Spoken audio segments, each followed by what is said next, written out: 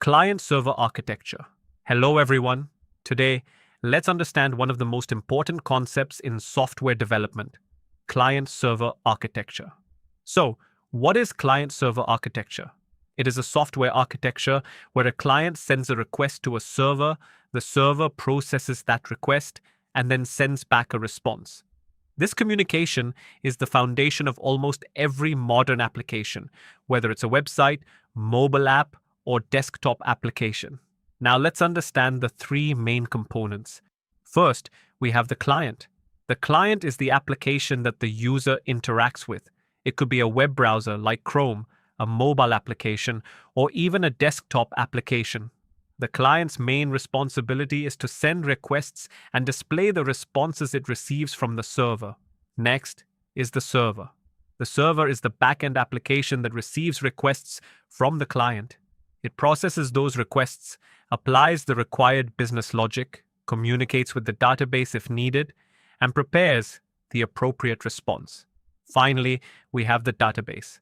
The database stores all the application's data, such as user information, product details, orders, or any other records. The server retrieves or updates this data whenever required. Now let's look at the complete request flow. Imagine you're shopping online and you search for a laptop. When you click the search button, your browser, which is the client, sends an HTTP request to the server. The server receives the request and understands that it needs product information. It then sends a query to the database. The database searches for the requested data and returns the matching results to the server.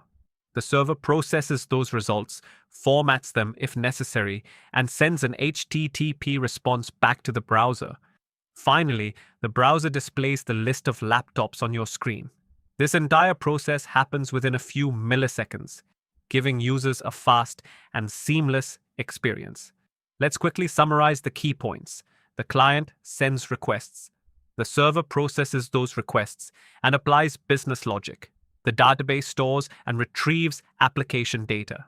Communication between the client and server usually happens using HTTP or HTTPS, and the server acts as the bridge between the client and the database. So, in interview terms, client-server architecture is a software architecture where the client requests services or data from the server processes the request, often interacting with a database, and then returns the appropriate response.